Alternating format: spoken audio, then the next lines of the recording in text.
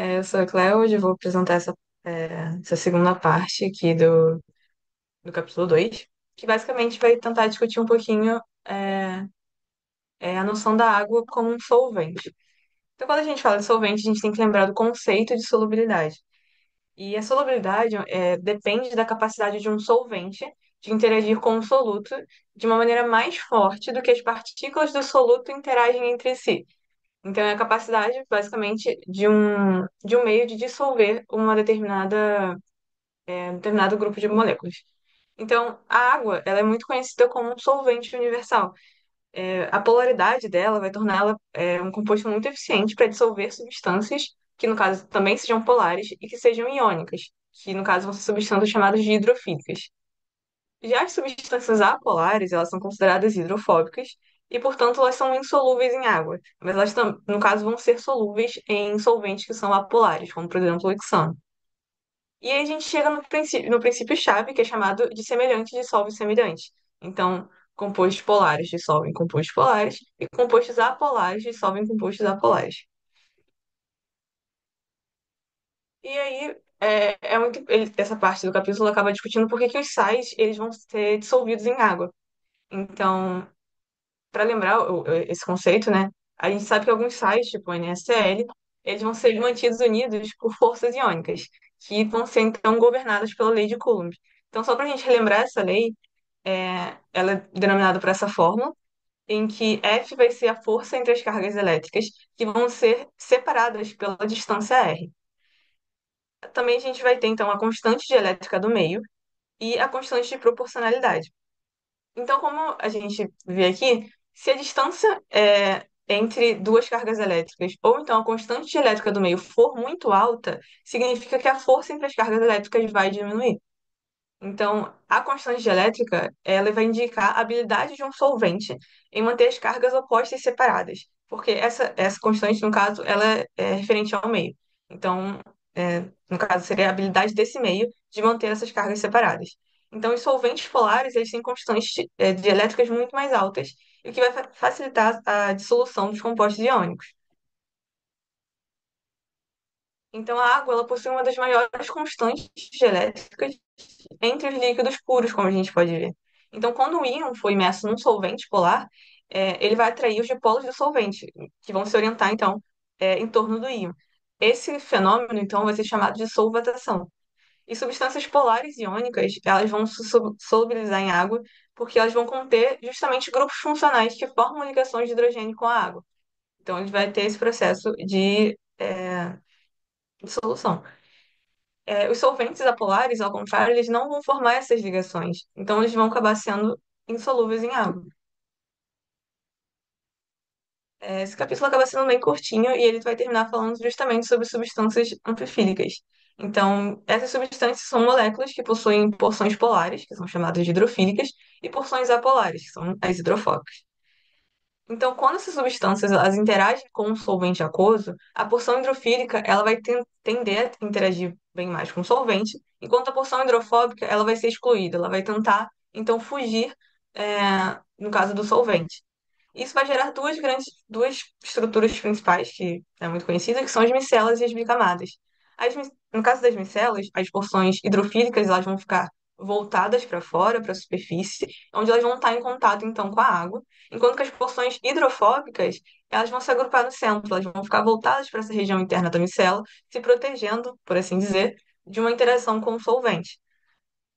A bicamada segue um princípio parecido. Então, as porções polares, elas vão se orientar voltadas para a água, e a parte interior dela, então, vão ser unidas às regiões que são hidrofóbicas, e vai formar essa estrutura de duas camadas que a gente, no caso, não observaria numa micela, por exemplo. Então, as interações que estabilizam essas estruturas vão ser chamadas de forças hidrofóbicas, que vão desempenhar um papel biológico central. É só a gente lembrar da nossa bicamada fosfolipídica, que exatamente utiliza esse conceito das forças hidrofóbicas como principal agente para manter aquela estrutura funcional. Mas as micelas também elas vão ser utilizadas em diversos mecanismos biológicos, então é uma parte muito importante de um papel biológico em relação a essas substâncias anfifílicas. E aí, Era basicamente isso.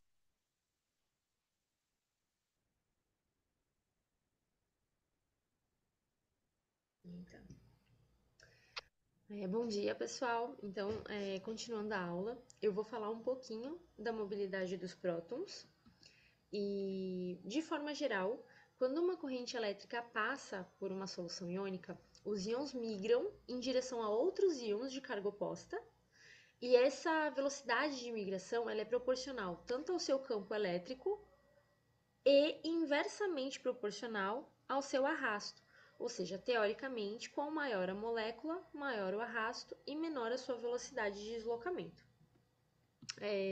No entanto, a gente pode ver na tabela que o livro apresenta que o hidrônio e o hidróxido são muito diferenciados quando a gente está falando da velocidade da mobilidade. Então, por esta particularidade, elas são anormalmente rápidas. Outro ponto é que as moléculas de água têm a leve tendência de sofrer uma ionização reversível, onde o próton tende a ir para outra região de polaridade inversa. Assim sendo, uma das moléculas de água vai agir como um ácido, doando um hidrogênio e formando um hidróxido. Opa, aqui. E outra molécula de água vai agir como base, aceitando esse hidrogênio que a outra molécula doou e formando um íon hidrônio. E essa mobilidade ela ocorre para os dois lados simultaneamente, apesar da imagem, tanto desse livro aqui, que se eu não me engano é do. Ai meu Deus, do Leringer, não tenho certeza. E a do Voigt também, as duas mostram só um lado, né? Só o hidrogênio andando. Mas essa mobilidade ela ocorre para os dois lados simultaneamente, obviamente em velocidades diferentes, como a gente viu na tabela. É, mas essa mobilidade ela gera corrente elétrica por conta da diferença de cargas que estão indo de um lado para o outro. E essa mobilidade ela é possível pela leveza e pequenez do íon, do próton no caso, né, de hidrogênio. E esse hidrogênio, ele, além de tudo, tem facilidade para estabelecer ligações com água, e a água também uma molécula de rearranjo rápido. Então, isso favorece, né, essa mobilidade absurdamente rápida de prótons.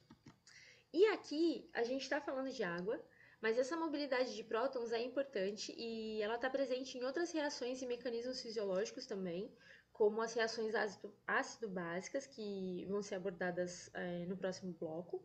E também, por exemplo, na fosforilação oxidativa que ocorre na mitocôndria. Então, a gente pode ver aqui o NAD doando seu hidrogênio, então formando NAD+, e um íon de hidrogênio. A gente está vendo aqui o FAD também. Então, essa mobilidade de prótons, ela vai ser vista em outros momentos também, não só na água, né? A gente fala de soluções aquosas, mas não só na água. E é isso, a aula foi bem rapidinha hoje. Obrigada.